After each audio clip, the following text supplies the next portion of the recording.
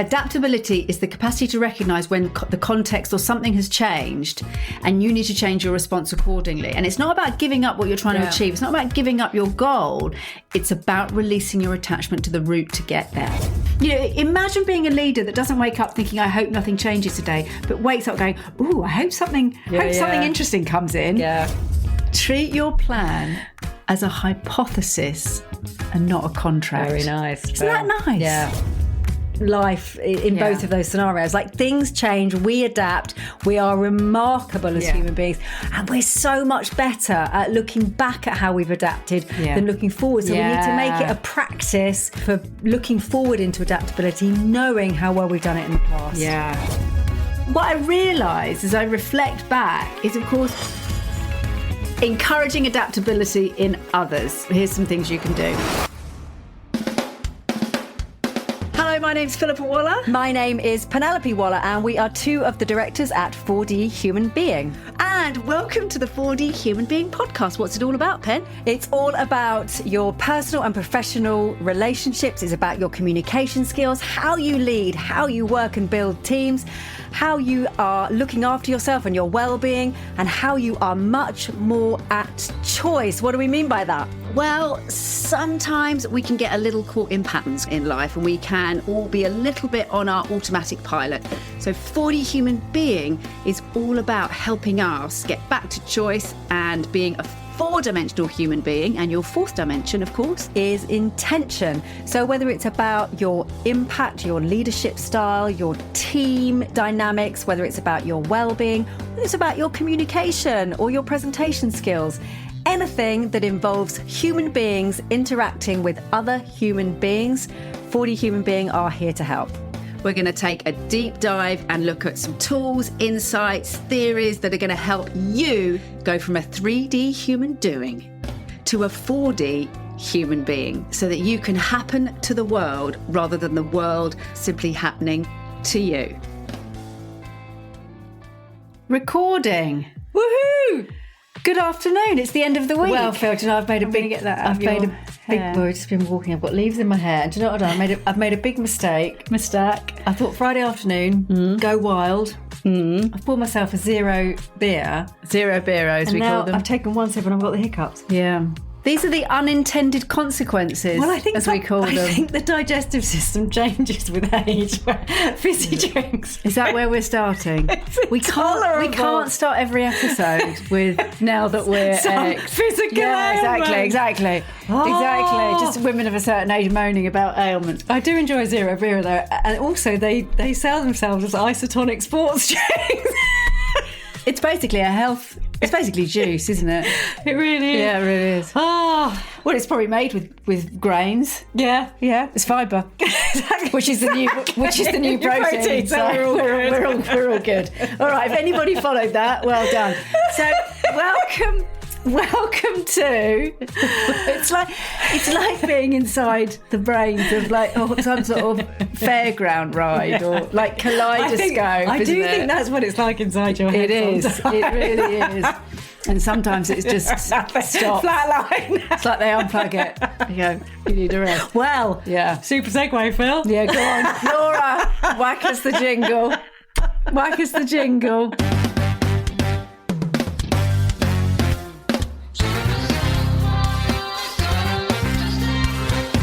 You are highly adaptable to what you need and what the world needs around you. Yeah. When you need to be creative, Phil, that is... Yeah, then ping, it goes. Ping, ping. Yeah. And then we adapt to the flatlining. So today we are talking about... adaptability. The fourth of our 6 skills for the new era. May the fourth be with you when it comes to adaptability. Exactly. So, here's the thing. We like plans. I love a plan, Phil. We fall in love with them. Yeah. We go, especially now we've got Claude or AI. I love my diary. Yeah, we exactly love the diary, love a list. And also now we've got Claude. Other AI chums are available. Do you know, lots more people are talking about Claude now. Yeah, I think he's noticing it. He's so good. So you get all your structure, you get all your plan. So I think it's going to be even more like we'll get attached to a plan. Yeah. And then reality arrives and the plan doesn't fit anymore. It's an army concept, isn't it? No plan survives the enemy. Yeah. But you do need one. But it's how quickly and usefully you can, it's not really completely letting go. It might be, but how quickly you can adapt. Well, we had this really interesting conversation, didn't we, as we were walking the dogs this morning. If you think about a scale from sort of inertia right up to kind of just rapid panic and doing things, we're not really talking about either of those things. We're talking about sort of a calm nimbleness. Yes, exactly. If we think about adapting to, I mean, this makes you think of the Charles Darwin quote, you know, it was always misquoted as survival of the fittest, but of course it's the survival of the most adaptable.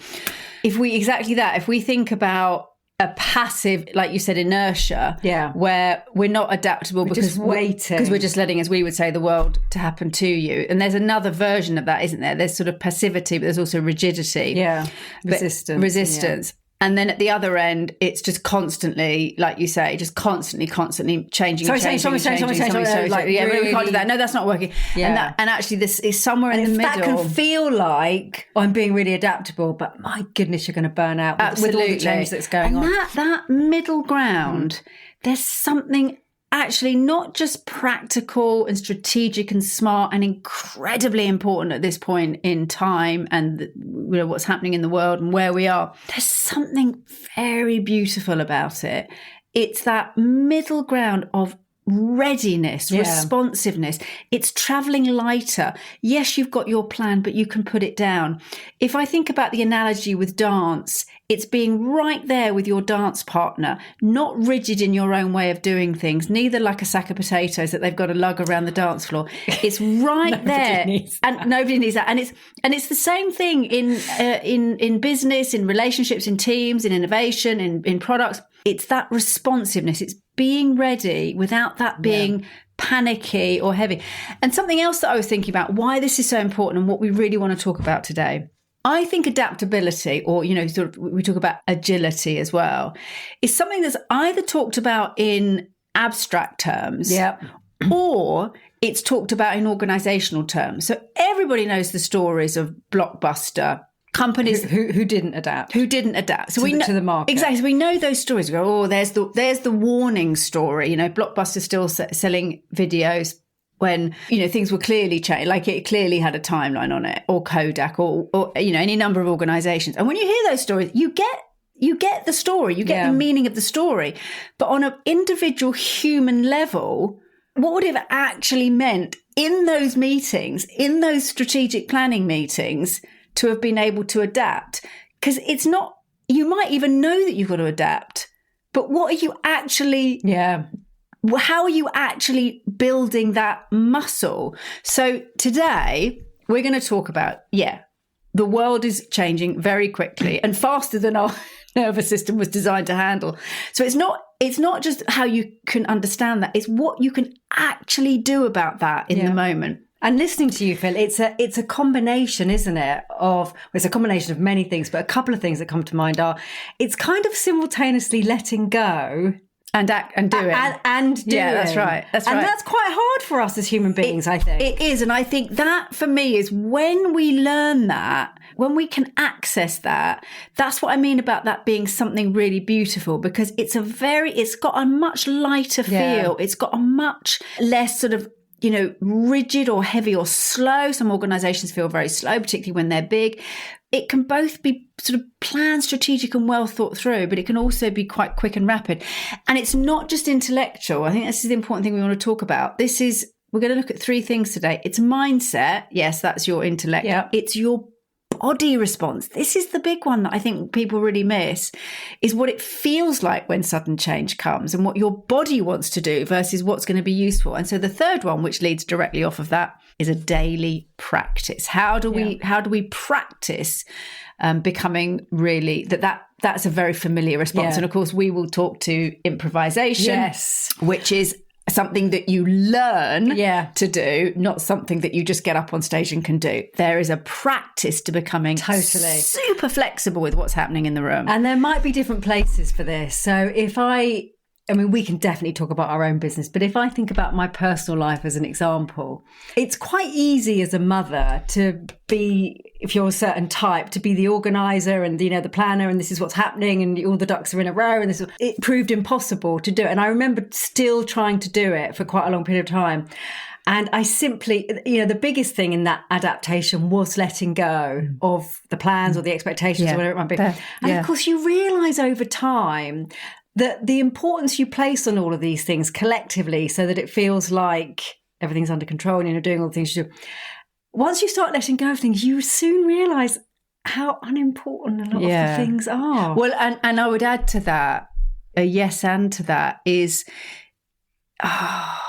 the fantasy of the amount of control that we have. Yes, well, very true, Phil. Because even if you say, no, we're leaving the house at 9:00, this is where we're going, this is the timetable, you cannot control the traffic. No. You cannot control, you know, whether we went to a dinosaur exhibition one day and they'd had a technical problem and they were completely... That's right. Like, you can't control it. And some really useful stats exactly around that in terms of the workplace, really to demonstrate how much we cannot control and how much things are changing. So even in the last kind of 6 years, the pace of change has doubled, and that will just continue sort of exponentially. In terms of jobs and what we think they're going to be, we know this, that you know, people are saying that 50% of the automated jobs that we do in the workplace now will be gone within the next 10 years, might even be a shorter time frame. And this is one of my favourite pieces of research, a stat, which is that in the past, the average sort of period of time for a long-term strategic plan was about 17 years. And now that has significantly reduced in the last sort of 5 or 6 years, that's reduced to 7 years, and that's going to get shorter and shorter. And by that, we mean those sort of long-term market plans in terms of what's your strategy and how you're going to win in the market. Settle in. Yeah, a couple of decades. I remember working at a big organisation for a long time, and I used to be responsible for creating the strategic plan every year. And we're only talking about, how long are we talking about? It's about 25 years ago, Phil, to be fair. Time flies, Pam. But I remember at the time that So you started working there when you were 10 years old then? Very, very young, Phil. Very young. I can remember at the time, I mean, it was a very dynamic organisation, but fundamentally what sat underneath our business in terms of what we didn't really change that much for the period of time that I was there. And I was there for 11 years.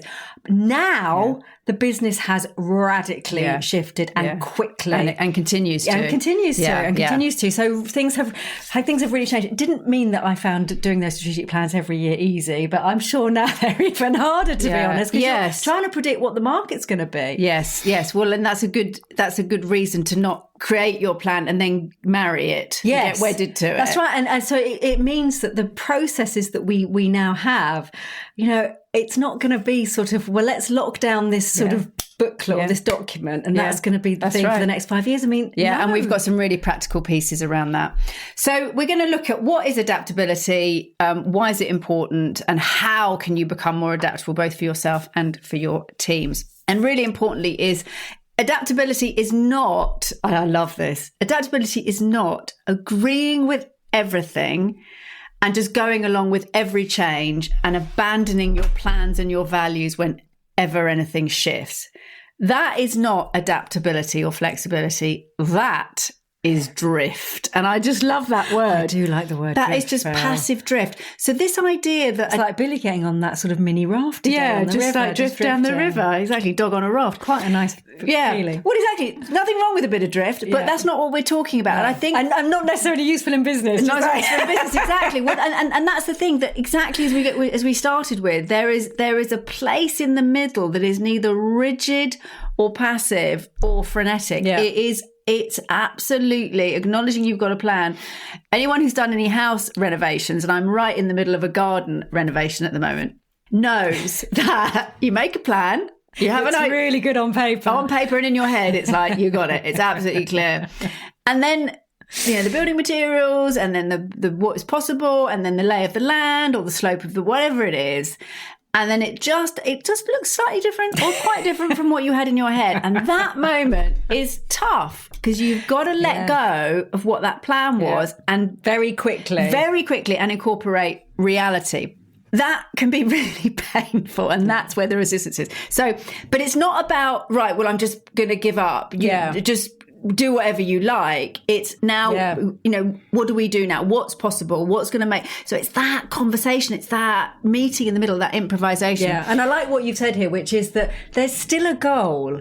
It's not that we're just sort of floating aimlessly and being buffeted around by whatever's changing out there. There is still a goal. I mean, even the goal might shift slightly. It might shift a lot. But we are adapting. I sort of like to think of it as a tree with branches, and we are just adapting how we are going to get where we need to get to. Absolutely. Rather than think, well, we've got the plan. Absolutely. We're going to stay here. And that's one of the big pieces is adaptability is the capacity to recognise when the context or something has changed and you need to change your response accordingly. And it's not about giving up what you're trying to achieve. It's not about giving up your goal. It's about releasing your attachment to the route to get there. And that is the key. And this, for me, I mean, I know we're going to come on to improvisation, but this was such a huge thing when I was in an improvisation troupe. With an improvisation troupe, you can have 70-80% of them in that we're just playing, we're just doing. It made me think of those canoeists. We're just in Rio. We're in Rio. Like just does that energy of sort of delight of whatever's happening. Yeah, no, I've got an idea. Let's try this. And it can be that very free form, nearer that end of the scale we were talking about that doesn't... It's slightly chaotic. It's slightly chaotic, but but potentially highly creative. Yeah. What you must have in an improvisation troupe, and we had 3, maybe 4 of us, but definitely 3 of us. You must have a percentage of people who can play in that space and are always holding the goal. And always shifting the goal. Yeah, exactly. They might adapt the goal, they might shift it. But say, for example, you've been given the title of, King Edward's golden, vase. Right? So you know that at some point there's got to be a vase found, or there's got to be something. You've got something there. So you've got to get somewhere that's around that title or that idea. Yeah, someone comes in and says, Master, the flood has arrived. You're no longer digging the archaeological dig. Yeah. You're now with water. Yeah. So you're on a boat. You're on a boat. So exactly. So you're constantly shifting, but you're constantly holding, 3 of you at least, or have many percentage. How's the vase coming? How are we getting there? Yeah. We still need to get there. Yeah. And you're drawing all these brilliant ideas. So it's a really good analogy for adaptability. And you are so brilliant at it, Phil. And we teach this stuff in really nice sort of bite-sized chunks to clients, because we are actually all pretty good at it. It's so tangible. I think that's what I mean about it. Can feel like someone says, "Oh, we need to be more adaptable, more flexible." I don't know what that means. What does that? It's just words, isn't it? But you can make it so tangible with some practices that you can literally put into your meetings. And we're not talking about everyone putting silly shoes and hats on and improvising. We're talking about really practical ways to communicate and share ideas and move on. It's also useful to say that one of the reasons that perhaps some of us find that word a little bit challenging is because, of course, it feels the opposite of control or certainty. But in reality, it's not really the opposite of it. It's really the only way that you can have any control in the longer term. Well, this is I think this is a paradox at the centre of the idea of adaptability, is how much stress and unhappiness comes from trying to control and keep things the same. And we see it, we're seeing it now, of course, because if you're any of those of us who've lost important people in our lives, anyone who's been made redundant, anybody who's, suddenly their, roof has sprung a leak, like none of this was in your plan. No. And how much you're attached to that shouldn't be happening and something else. I mean, this is my TED talk, wasn't it? Yeah. That if only other people in the world fitted what I needed, it would be fine. And of course, that is an absolute guarantee of unhappiness. Yeah. So there's a real paradox in the idea that if we can control things, everything will be fine. Actually, if we can adapt and be flexible, things will be fine. Things will be fine. Yeah. So adaptability is updating your approach whenever new evidence is in front of you. Things change. It's releasing a plan, or certainly the route to a plan that no longer fits your situation.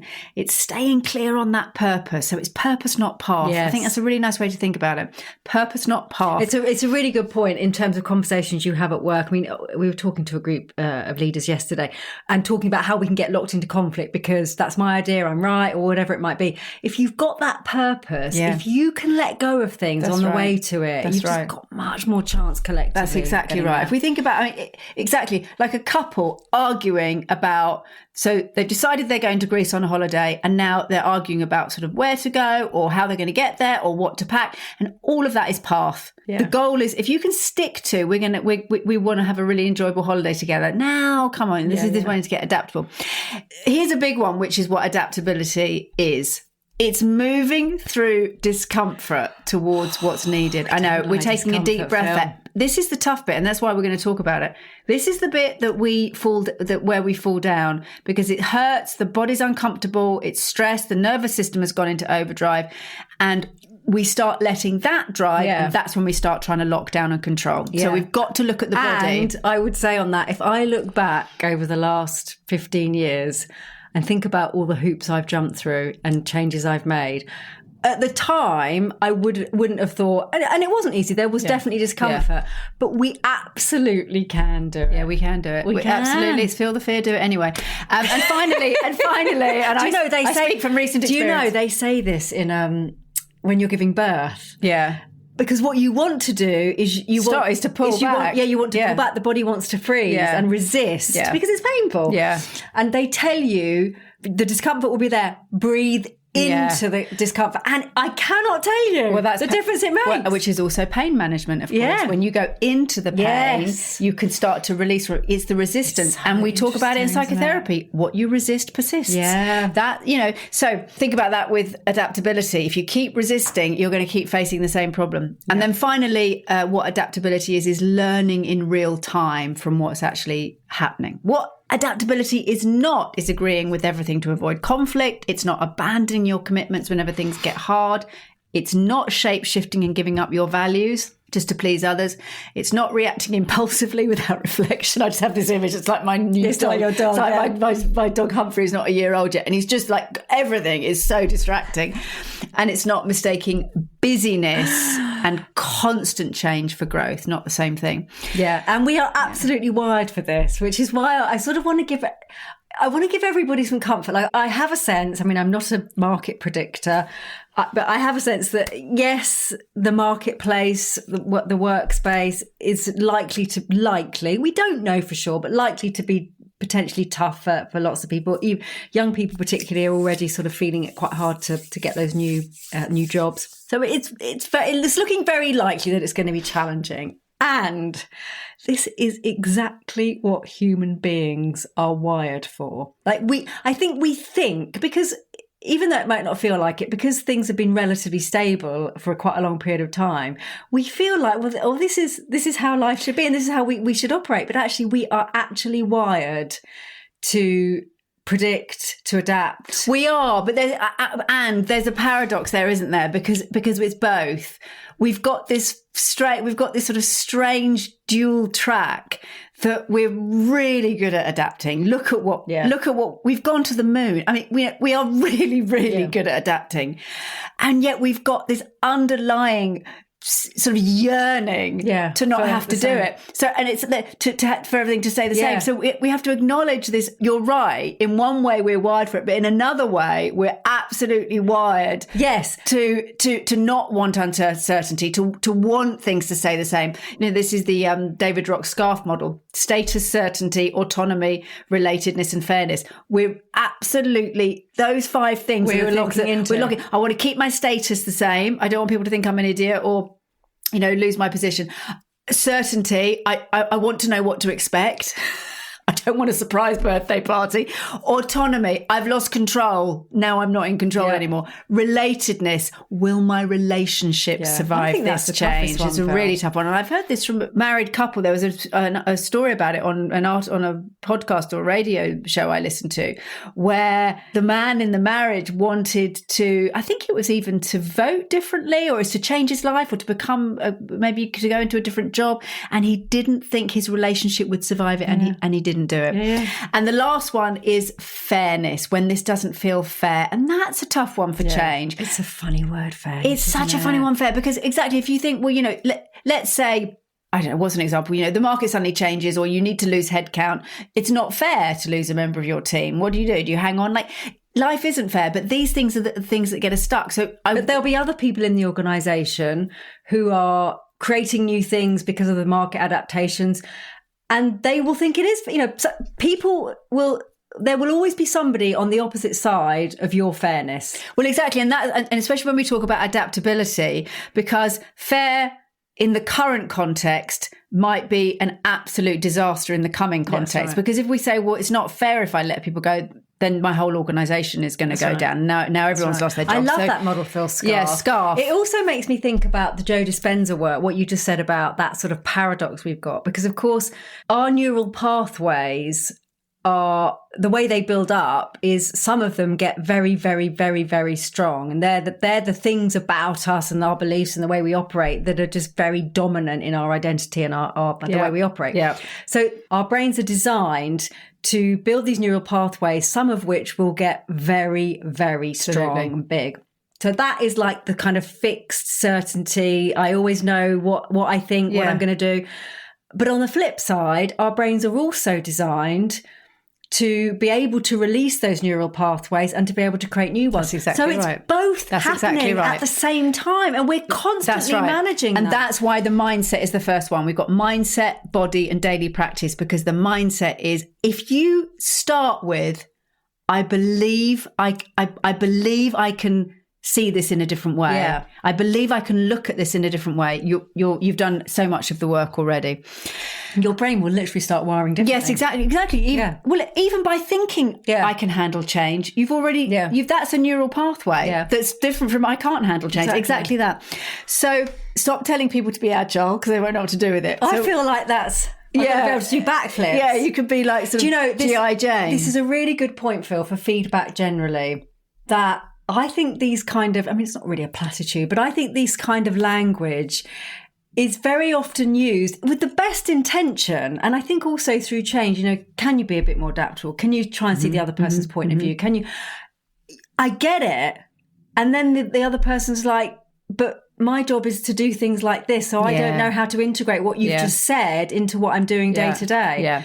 So it's tough in terms of behaviours, which we'll come on to some more sort of tangible things. But I love that. Yeah. Don't tell people to be more agile. Yeah. It's like, what am I going to do with that? What do I do with a backflip? Exactly. So, and I love this phrase, the competitive advantage now is not knowledge, it's speed of learning. And that's a really good reframe on when things change, when you've got to be adaptable.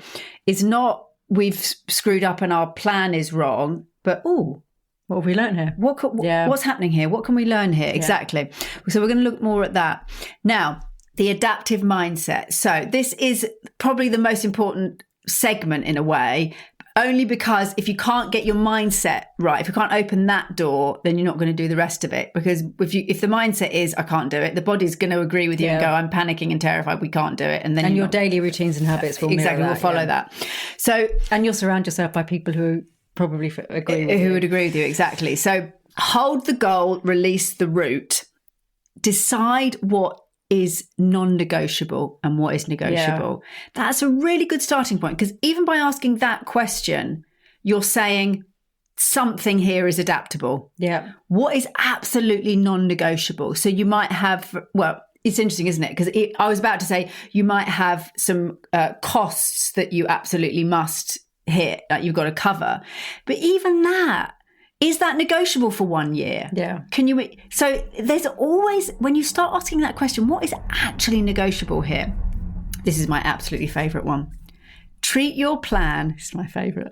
I'm just going to say that again. Treat your plan as a hypothesis and not a contract. Very nice. Isn't that nice? Yeah. It's just a hypothesis. This plan could be what we do. Well, if you think about this in the field of scientific research, if this was not the way that's right. scientific research was approached, we would have such bias and poor research outcomes and information. Well, we'd still be treating diseases with leeches. Totally. And actually, very occasionally, research papers are kind of hauled over the coals for the fact that a decision has been made prior to preempt it, and then you'd want to prove exactly. it. Whereas those that have a fully kind of hypothesis but open, that's the great. That's research. exactly right. It's exactly right, and that's why I think often there's been a lot of problems with psychology research and papers, because you've set the goal that you want to achieve, and then you do the experiment, and then you can't repeat it. Exactly that. Number 3, I love this: reframe failure as data. So that's a really brilliant way to be adaptable and agile. This has been said to me a few times. It's such a useful reframe. It's just information. Do you know, this is another really good one, going back to what I said earlier about how to make these things tangible. So when something goes wrong in a team, it can feel scary. You don't want to admit it, or maybe the manager gets frustrated. This is all of that. If the team can have a culture of, this is data, it's totally neutral, it's not pointing the finger at somebody, it's data, it's information, and ask the question, what does everyone learn from this? Boy, that would change the game, and the psychological safety in the team. Exactly. And this comes into our Managing Difficult Conversations program, that if someone gets back to you and says, I can't do Tuesdays, we can go into a whole fight around, well, Tuesdays is the day that I put aside for this. Bob, once again, it's difficult to work with. I sent you an email last week. Yeah, send me an email. Rather than, well, that's data. Yeah. That's interesting. Like, what's going on behind that? Let's explore it. Yeah. Ask the question. Oh, it's another brilliant one. What would I do if I was starting afresh today? Crikey, that might open Pandora's box, Phil. But it's interesting, isn't it? Because if I think about that has been my learning curve on our digital platform. Yeah. Every time we do a new series. Yeah. You don't think, well, we did it like this last time? No, I really don't.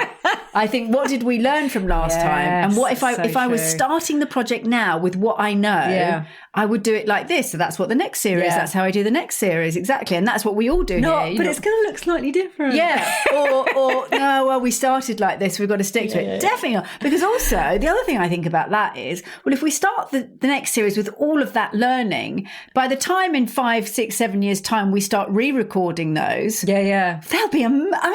Well, they're already pretty good. But with all of that learning, it's pretty amazing, right? It's true.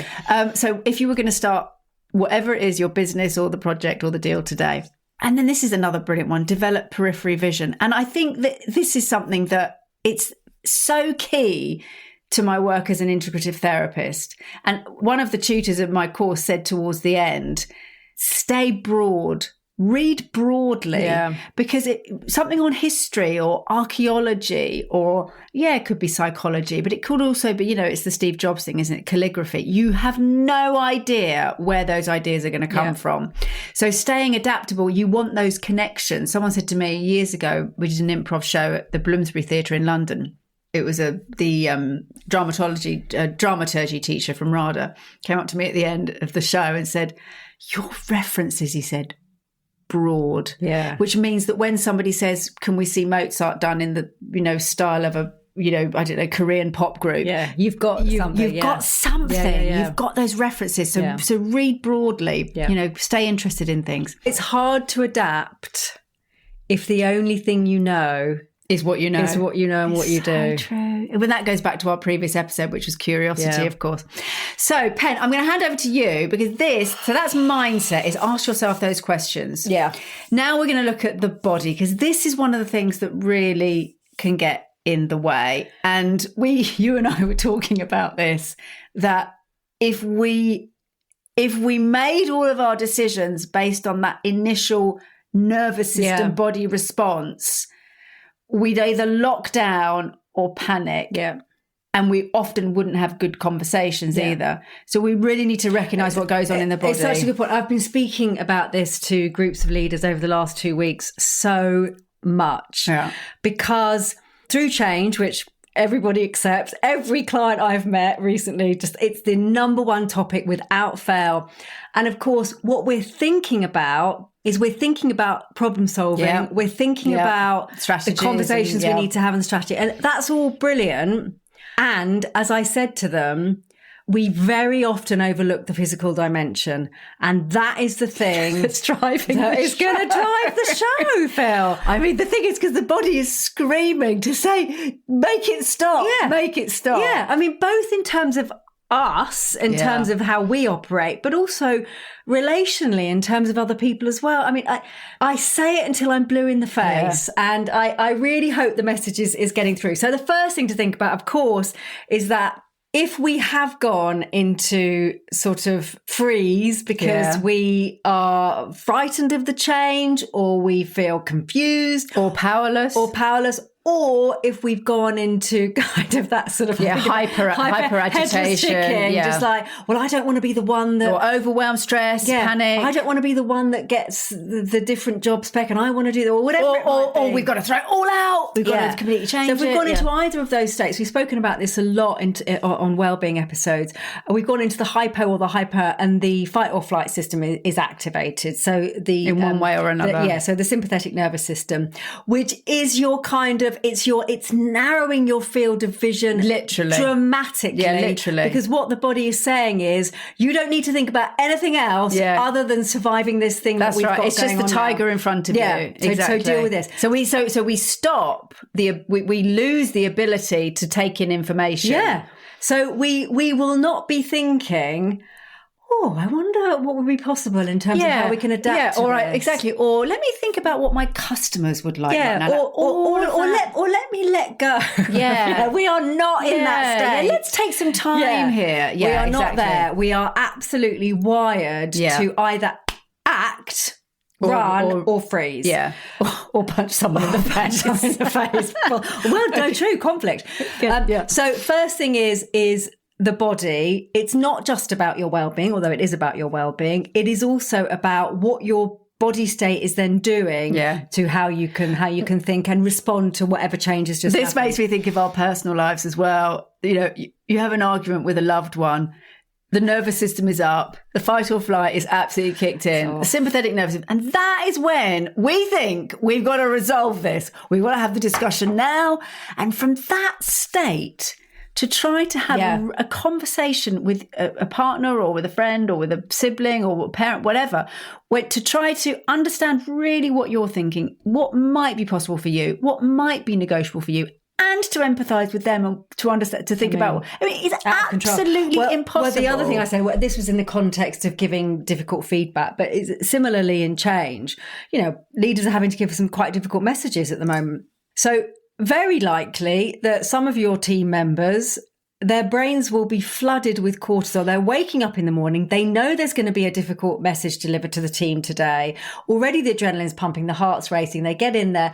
Possibly cortisol is being released, which is our stress. Well, and the morning can be a very strong time for cortisol. And so the brain is flooded, which is the opposite of the brain state we want for people to take on the message and think, well, what might this mean for me, and how might I be able to respond to adapt to this? Yeah. It's narrowing it down. So getting your body into the sort of the calm, physical, parasympathetic state, and also your team, I mean, it's going to do wonders for how people can adapt in a really positive and healthy way. So that's the first thing to think about. Yeah. The second thing is that, I mean, on a very similar track, of course, we think that thinking is going to be the thing that will change our perspective, change our habits, make us think, oh, yes, well, let's adapt to this.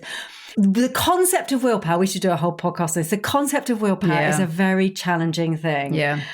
I mean, willpower, I think we think willpower lives in the brain, and it's just kind of sitting there. We've just got to think ourselves into finding it. And in reality, there's such a ceiling, there's such a limit. There's such a limit on that. A limit. Yeah. In reality, regulation of the nervous system is by far an easier and a much more effective access point to helping us.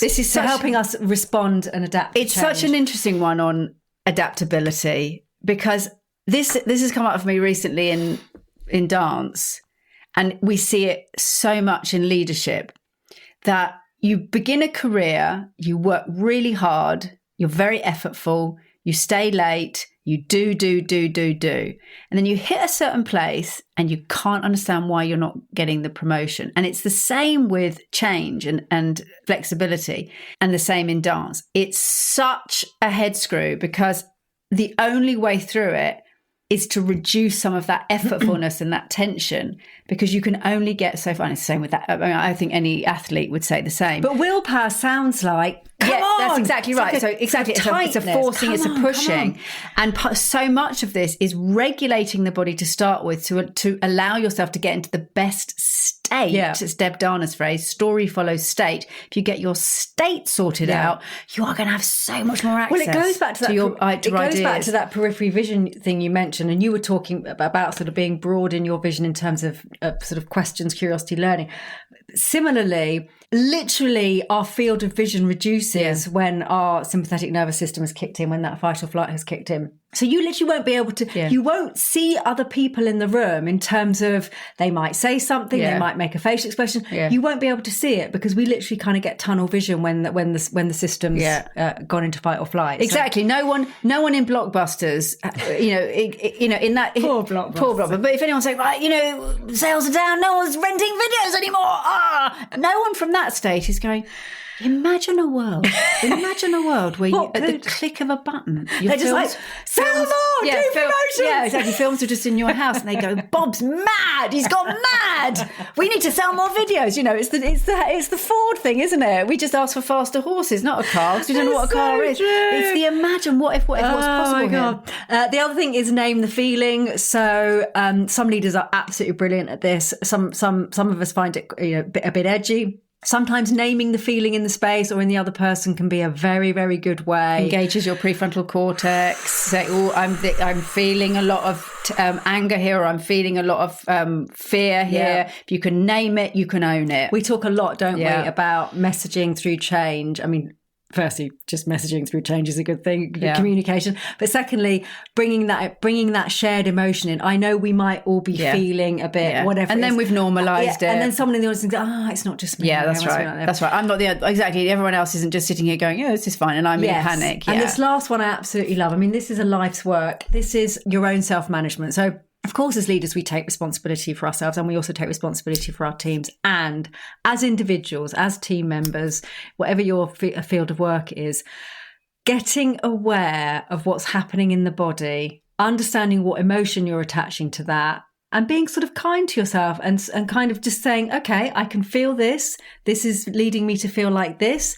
This is normal. I don't necessarily need to respond to this now. But really, that self-awareness can do an awful lot. It's such an interesting one, because we're so not taught and trained this in school. In anywhere. In anywhere. And that physical awareness, that emotional intelligence, well, to recognise my chest is tight, I'm feeling hot, my shoulders are tense, my breath is shallow. If you can recognise that and notice it and prioritise that, validate it. It's an absolute game changer, because otherwise you're just going to create chronic stress, because you're going to be trying to think of a solution when it's like, what's the equivalent? It's like driving a car with sort of sugar in the end, it's filled up with sugar, or it's a broken engine, and you're just frustrated and you're just putting your foot down on the accelerator. You're much better off. It's going, I know this, I'm feeling like this. Something's not right here, so let's sort this out. Which takes us on to the next thing. Which is pause. Yeah. So when we think about adapting to something that's just happened, so let's call that something the stimulus, whatever it might be. Someone's made an announcement, or I've been told I've got to change my job, or market conditions have changed. Whatever has changed out there, that is the stimulus. What we're often not brilliant at as human beings, we're under pressure, we're busy. We're often not brilliant at taking a pause between that stimulus and our response. And that pause can be a game changer in terms of how we respond, and much more likely that we're going to adapt to something different. Because if we respond quickly, it's likely that the emotional part of ourselves, which in that particular moment is feeling a bit kind of fired up and triggered, it's much more likely that is driving the bus. it is going to make a decision in how we want to respond. And that is not necessarily thinking broadly and differently. It's thinking much more controlled, but a lot things down. Well, there's also another problem with that reacting quickly. If we don't pause and we react from a place of fear or panic or anger, and then we say the thing, we can't do that because, or that's never going to happen, or don't be stupid, Bob. And the problem is, we then believe it. Well, firstly, we then believe it. But you've now got an added problem of now I've got to deal with my defense and shame because I've now stated from the sympathetic nervous system response. I've made another statement. I've taken another step towards rigidity and not being adaptable and not listening to anybody else. So now I'm going to defend my position even more because I'm going to feel like an absolute idiot. Bob's gone away and feels hopeless. Yeah, Bob's gone away and feels hopeless. I'd have to acknowledge that I'd said something when I wasn't in the right state. I know I'm doing that. So I'm going to have to double down now. And now we're even more stuck. So you're in a loop. And this is happening across divisions and silos in organisations all of the time. And it's really understandable. And of course, there are some practical reasons behind it in terms of, what is possible, what's not possible. But this is not just about how organisations collectively are responding to the world. It's how internally we're responding to each other, because we're kind of locking down, if you like. Yeah.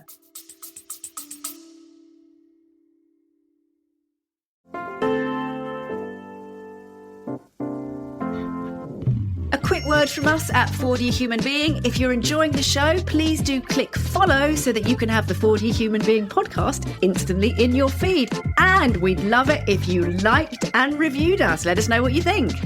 Please do think of one or two people that you could share the 4D Human Being podcast with. Somebody who would really benefit from the content you're listening to right now. Back to the show.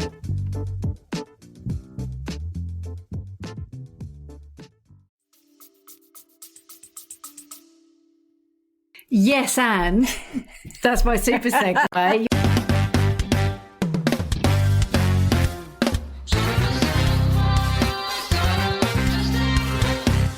You're absolutely right. And one of the big skills of adaptability is hearing an idea or someone's a new hypothesis. I think your or potential. super segue was better than mine, Phil, on this episode. I'm kind of a bit gutted about that. Yeah. So not that I'm competitive. So yes, and I can adapt to it. Seriously. So you just gave us one of the solutions, one of the routes through, which is the body regulation. Yeah. I am saying yes and it's also I like being yes-anded, Phil. Yeah. There you go. Isn't it? I know. And so, yes, and it's also... Yes, but Penelope, be quiet about the body. Exactly. I'm going on to something more interesting. Exactly. Yes, but I've got something better. Or, yes, and I'm going to build on that. And, of course, we're talking about improvisation training and the skill of improvisation, which really is the adaptability tool. And that is all it is. I mean, that is literally what it is. And I was thinking about it as you were talking about the body. I was going back in time, decades now, back it's to not when possible, Phil. But no, not possible. Back when I first started to learn to improvise with some amazing teachers at the Spontaneity Shop. And of course, we used to meet and rehearse. And when I first started it, I was like, oh, this is going to be really difficult. And most actors really hate improv, but they taught it so well. And what I realised as I reflect back is, of course, a little bit like going to the gym. When you regularly use some of these tools like yes and or games that we offer our leaders and delegates, what you're actually doing is training the body gradually to walk on stage, be completely relaxed, completely open to whatever your team members or the audience offers you. Yeah. Which means that when you say, oh, can we have a suggestion? And the audience, as usual, calls out gynecologist or toilet, you don't go, oh my goodness, that's not what I wanted. I don't want to do that. You're so relaxed that you can immediately respond. Yeah. That's absolutely brilliant. So I'm going to be a mouse gynecologist in this scene. You immediately give yourself something that's comedy value, gets you out of difficulty, absolutely says yes. The reason you can do it is because your nervous system has been trained to be absolutely calm. And of course, it means you've got so much access to so many ideas. And of course, it's the perfect analogy for when something happens out there in the market or something shifts in the organisation or supplies are not coming or costs are changing or whatever it might be, you go, okay. All you're thinking is, oh, what can I do with that? Yeah. Ooh, how can I use that? Yeah. Oh, what would be a different way to think about that? Even if, I remember, because I did a bit of improv with you, but I watched a lot more. Even if you open one door and you kind of, like you say, I'm a mouth gynecologist and you go down that route, that may well not be how the story ends up unfolding. It might just lead you to another door and you do something else. But you've stepped in to something rather than desperately trying to keep that door shut. That's exactly right. That's the analogy with business is we've got to make sure that we are not just kind of holding the door and trying change not to come in. Well, exactly. Already my mind is going to what would be a funny scene. So the funny scene is, a giant mouse walks in and says, I'm a mouse, and you go, you're a dog disguised as a mouse, aren't you? It's just because you're looking for those changes, and that's what's so wonderful about improv. Imagine being a leader that doesn't wake up thinking, I hope nothing changes today, but wakes up going, ooh, I hope something interesting comes in to challenge us and give us something to work with. Yeah, so improvisation, the yes and is perfect for adaptability. It's basically all you're doing. Yeah, it's the capacity to really listen and be alert. It's the absolute comfort of not knowing what's coming. It's the speed of response in novel situations. It's a very, very high tolerance for ambiguity and uncertainty, and almost a desire for it. Well, exactly. Let me come to that. And it's the yes and reflex. It's that you're going to pause maybe, and then you're going to say yes and what's possible here.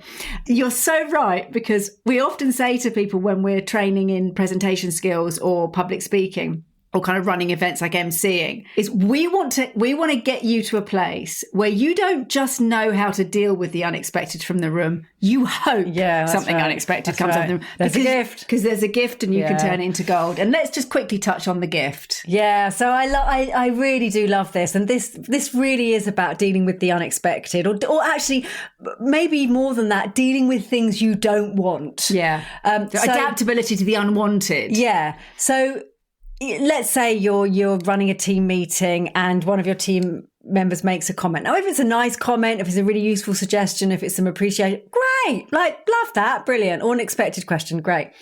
But of course, often we're dealing with things that we don't want to have to deal with. So we've got a problem thrown at us, or we've got a disgruntled employee, or we've got a really challenging question, whatever it might be.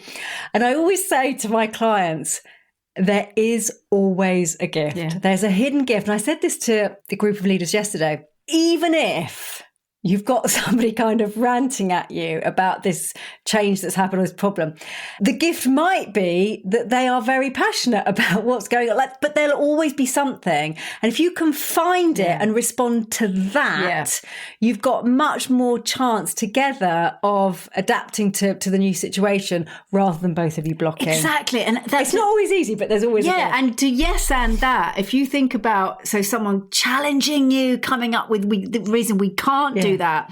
Actually, there's an adaptable response rather than fight it, is amplify it. Really say more about that. Yeah. What if that was times 10 that problem? Because now you're curious, now you're exploring, well, if that's how a colleague or potentially a customer or a partner might feel in this business, let's really hear it in steroids, on steroids, so that we can think about how we might adapt and answer it. Not just if, well, we might lose 1%. What if we lost 20% of the market, whatever. So it's really having that curiosity. Okay, let's bring all this together. Daily practices, Phil. Daily practices. So, number 1, the weekly pivot review. Pivot! That's a Friends reference so far. So this is every Friday of every week. You're going to review your adaptability. I think my Friday review would be a lengthy review. But I'm not going to lie. Yeah. In my personal life as well as my professional life. I think you'd score high on adaptability every week. What's changed this week that I didn't anticipate? Crikey! What was my response? I need an A3 sheet of paper. What was my response? What would I do differently? Now, you could do this for yourself. You could do this with a team. This is not this would be a great thing to put out, even if you just have if you have like a shared platform like a Slack or a shared learning platform. At the end of every week, what happened this week that I didn't expect? How did I respond? What would I do differently? This is not a blame exercise. You could actually make that the headline. This is a data gathering exercise. This is a learning exercise. This is about us noticing, updating in real time. Do you know what I love about this? It's self-awareness. Yeah. It's creating a culture of normality around change and adaptation. There's a little bit of self-appreciation in there, Phil. Yeah. It's got all of it. Yeah, well, exactly. And I think actually one of the things I want to add to this is, you can take 5 minutes to do this. You can write it down. Just be honest. I think this is one of the most underused habits available. We are learning every single day, every single week. What would I have done differently this week? I know exactly what I know how I would have responded differently to a situation with my garden, but and this is really important. It's been a stressful garden week, but this is a really important addition I want to add to the weekly pivot review, and also say to yourself, and for the 5 days that's just gone, I did the best I could with what I had. Yes, I would do something differently. Yeah. So that I love that you really appreciate in that level of stress or that level of change, I adapted as quickly and as well as I could, and I had the heightened emotion, and that's what happened. Yeah. This is what I do differently next time. And this is the learning. And if we don't do it, 99.9% sure that you will repeat same behaviour. It's rinse and repeat. It's rinse and repeat. I mean, it is. It's rinse and repeat. Okay. Intention over plan. Yeah, so this has been a big one for quite a number of years now in terms of that debate around goal setting. So we love the word intention. Yeah, exactly. So intention over plan. So start each significant piece of work, or you might have kind of stages through a current project where you might just take a moment to ask yourself, what am I still trying to achieve? Yeah. Underneath the plan is not the thing. The goal is the thing. When things change, am I still connected to my intention? And given this new reality, given the things that have changed, what is the absolute best way to honor my intention to this product, to my team, to the customer, and adapt while retaining my intention? Because that will link you to staying true to your goal and intention, but being adaptable in your route. Yeah. So an example of this might be, I mean, we have this a lot at the moment with clients, that there's been some supply chain disruptions, and the plan is to deliver X containers of X to the client, but the intention is to delight the customer and keep as much of their supply chain going as you can. Now, there might be other solutions to that. So that's the kind of thinking that we're thinking about, intention over plan. Yeah. And actually, otherwise we get stuck in we haven't got 5 containers of that, and then we're just arguing about it. 100%. And we're seeing so much of this. And I mean, that's something I had this week. It was a product that was delivered to me. I wasn't happy with it. And the person who I ended up dealing with was... But we delivered the thing. Stuck on the plan. Yeah. And I was like, your intention needs to be to take care of your customer. And I actually said it to him. I said, as someone who runs a business, you've got an unhappy customer in front of you. I don't need your product specifications or your delivery timelines. Like, that's your plan. It's like, it's crazy, isn't it? You need to get off of that ship. Yeah. That ship has sailed, my friend. It's a good note for business generally. Yeah, let alone through change. Get connected to intention. Yeah. Okay, number 3, seek one disruptive input every week. So read something outside of your industry. Ask the disruptor. Ask the disruptor. Can we have your idea here? Adaptable minds are wide minds. Interestingly, those mavericks are often sort of, I can imagine we sort of roll our eyes at them because we're busy and we're thinking, can't we just stick to the plan? Just do it. Yeah. They are your gold in times of change. Exactly. Follow the thinker. They will adapt in a way nobody else has thought of. Yeah. Talk to somebody who thinks differently. Talk to somebody who challenges your assumptions. It's uncomfortable, but boy, is it amazing. Yeah. The 90-second rule for change reactions. This is really talking to what we just talked about, the body, the chemical surge. Yeah. So give yourself 90 seconds. I'm going to expand that to anywhere between 90 seconds and 48 hours. I would definitely say more than that in terms of responding to emails is a really good thing to think about. Yeah. So yes, absolutely. 90 seconds would be your bare minimum. And actually, I would say to this that if you are on a timeline, if you're in a pressurized situation where you do have to make decisions, then I'm going to argue you've still got 90 seconds to regulate your body. I remember, I must have mentioned it on the podcast before, I remember seeing Steve Jobs interviewed when he was very young, and he was asked quite a difficult question. and he had a really large audience there, and he was being filmed. And he stopped, and it must have been at least 2 minutes. And in front of a live audience, that's a long time. Mm-hmm. But he gave himself the time to think about what his response was going to be. I was so impressed. Yeah, wonderful. And finally, model adaptation publicly. So name it. Say, I had this use planned. The word. It's not a word we hear enough. We don't hear it enough. I had this planned. The situation has changed.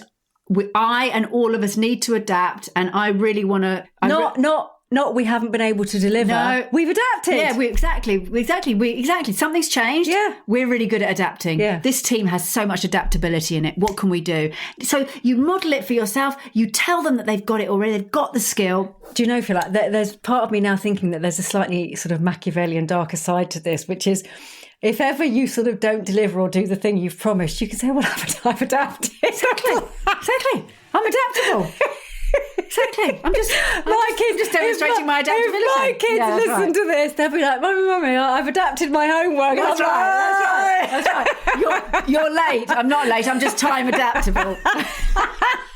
Okay, but teams follow what leaders model. No, totally. We know this as well. Okay, encouraging adaptability in others. Here's some things you can do. You can ask. Before asking, why didn't this go to plan? What's changed? How did you adapt? Rather than, why didn't you do it? Why is this different from what exactly? Celebrate the pivot. Language is important. Celebrate the pivot as much as the plan. Pivot. Celebrate when somebody adapts or changes. Say, Bob, I really want to give a shout out to Bob. I don't think we do that anywhere near enough. You shifted and pivoted really quickly on that. That was amazing. I love the pivot. It's exactly the right call. Love a pivot. Create psychological safety for I was wrong or, my idea didn't work in the current context. Praise it. Yeah. I love it. I love the fact that you can say you were wrong. Yeah, I love that you tried. Let's try something else. Given what we know now, also ask this question. Given what we know now, is this still the right path? That is such a good question. Don't make that an exceptional question. Make that a regular question. Given what we know now, given where we are now, given what's just happened or that email or that report, are we still on the right path? Again, not something I hear enough. Reward learning, not just speed and execution. Love that. Absolutely love that. Yeah. What have we learned in this meeting rather than... What have we... Yeah. Do you know how meetings are? I saw this the other day. Meetings often end with, so we've discussed X, Y, Z, and so I think we've covered everything. Yeah. Nothing. Somebody said that the questions they ask at the end, one of the questions they ask at the end is what decisions have we made, which I like. Yeah. I also really like what have we learned here. Yeah, I think change the questions to get more flexibility. Exactly, and actually to embed adaptability I think we've discussed everything. To embed adaptability as a necessity. Actually, what would happen if you set yourself the goal of your kind of weekly update meetings that you have an expectation that if we don't adapt to something, we haven't had this meeting has been pointless. Exactly. Yeah. So, and our final one is, of course, yes, and watch those butts, get your butts out of the way. Yes, and to what's happening. Take a breath, take that pause. Something's changed. What's possible now? Yeah. What do we need to do? Yeah. And I will emphasize again and again, and I really hold this dear to my heart. It's very dear to my personal life as well, is that we really can do this and we can do it very well. We are good at it. If you look back over your life and you think about what you thought your life was going to be and how happy you thought you were going to be based on that plan and what's changed and how you adapted to it and what you've created for your life. I mean, it's impossible, surely, that there's anybody who has got exactly the same life in both of those scenarios. Like, things change, we adapt, we are remarkable as human beings, and we're so much better at looking back at how we've adapted than looking forward. So we need to make it a practice for looking forward into adaptability, knowing how well we've done it in the past. Yeah, absolutely. And there's plenty of opportunity. Absolutely. With the world as it is. Exactly. It's coming at you thick and fast. Exactly. So own that quality. Yeah. I'm someone who is really adaptable. Tell yourself that. Build that neural pathway. Go adapt. Brilliant. Should we adapt to the rest of the afternoon? I'm definitely going to adapt.